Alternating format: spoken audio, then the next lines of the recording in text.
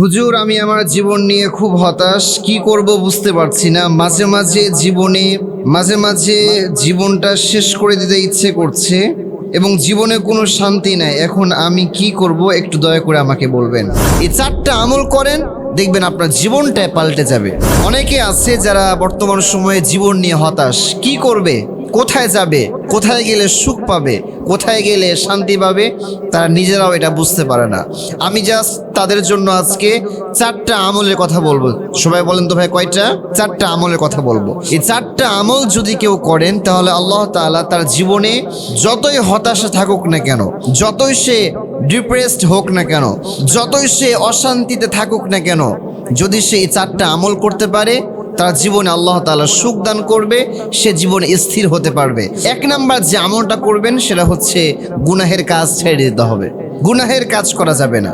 মানুষ যখন গুনাহের কাজ করে তখন আল্লাহ তাআলা তার ভিতর থেকে যে একটা মানসিক প্রশান্তি থাকে, তার ভিতরে যে একটা মেন্টালি পেজ থাকে, আল্লাহ তাআলা এই মেন্টালি পেজটাকে আল্লাহ তাআলা তুলে নেয়। আল্লাহ তাআলা তার জীবনে কোনো বরকত দেন না। সে সব জায়গাতে অস্থির হয়ে থাকে, কোনো জায়গাতে গিয়ে স্থির হতে পারে না। এজন্য 1 নাম্বার আমল করতে হবে, গুনাহের কাজ ছেড়ে দিতে হবে। 2 নাম্বার যে আমলটা করবেন, ইস্তিগফার বেশি বেশি পড়বেন, সময় পেলে পড়বেন আস্তাগফিরুল্লাহ আস্তাগফিরুল্লাহ।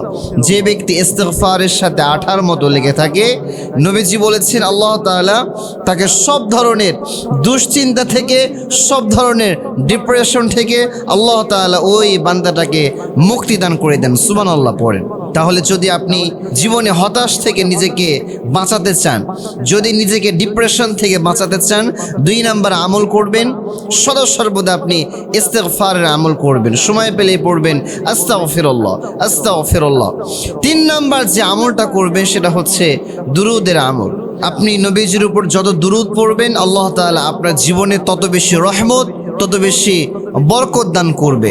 নবীজি বলেছেন মান সাল্লা আলাইয়া ওয়াহিদা, যে ব্যক্তি আমার যে উম্মত আমার উপরে একবার দুরুদ পড়বে, সাল্লাল্লাহু আলাইহি আশরা, আল্লাহ তাআলা ওই উম্মতের উপরে, ওই বান্দার উপরে সাথে সাথে 10টা রহমত নাজিল করে দেয়। সুবহানাল্লাহ পড়েন। তাহলে জীবনে যদি আপনি সুখ পেতে চান, যদি নিজেকে হতাশ জীবন থেকে বের করতে চান, 3 নাম্বার আমল যেটা বেশি বেশি করবেন, দুরুদের আমল করবেন। দুরুদের আমল করলে দেখবেন একটা মেন্টালি পিস পাবেন, আপনি মানসিক শান্তি খুঁজে পাবেন। আল্লাহ তাআলা একটা অলৌকিক প্রশান্তি আপনার হৃদয়ের ভিতরে দান করবে। এজন্য হতাশা জীবন থেকে যদি আপনি নিজেকে বের করতে চান তাহলে দুরুদের আমল বেশি বেশি করতে হবে। এবং 4 নাম্বার যে আমলটা করবেন, নামাজ ছেড়ে দেওয়া যাবে না। যদি নিজেকে সব ধরনের হতাশা থেকে বাঁচাতে চান, যদি নিজেকে মানসিক প্রশান্তি দিতে চান, তাহলে নামাজ মিস করা যাবে না। নামাজ হচ্ছে এমন একটা জিনিস, বান্দা যখন নামাজে দাঁড়িয়ে যায় আল্লাহ তাআলা বান্দার জীবনে যতগুলো ডিপ্রেশন ছিল, যতগুলো হতাশা ছিল, যত অশান্তি ছিল, সব হতাশা, সব ডিপ্রেশন, সব অশান্তিকে আল্লাহ তাআলা দূর করে দেন। সুবহানাল্লাহ পড়েন। আর বিশেষ করে আপনি সেজদাটাকে একটু বেশি লম্বা করবেন।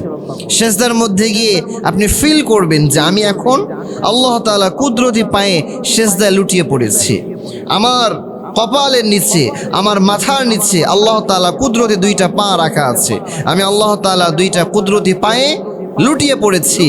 আপনি যদি এটা ফিল করতে পারেন আর আপনার সেজদা যদি একটু লং করতে পারেন, দেখবেন আল্লাহ তাআলা একটা অলৌকিকভাবে আপনার হৃদয়ের ভিতরে প্রশান্তি দান করবে। আপনার জীবন থেকে সব ধরনের হতাশা, সব ধরনের দুশ্চিন্তাকে আল্লাহ তাআলা দূর করে দেবেন। এজন্য যারা হতাশায় ভুগছেন, যারা ডিপ্রেশনে আছেন, আমি বলবো এই 4টা আমল করেন, দেখবেন আপনার জীবনটাই পাল্টে যাবে। আল্লাহ তাআলা আমাদের সবাইকে এই 4টা আমল বেশি বেশি করার তৌফিক দান করুন। আমিন।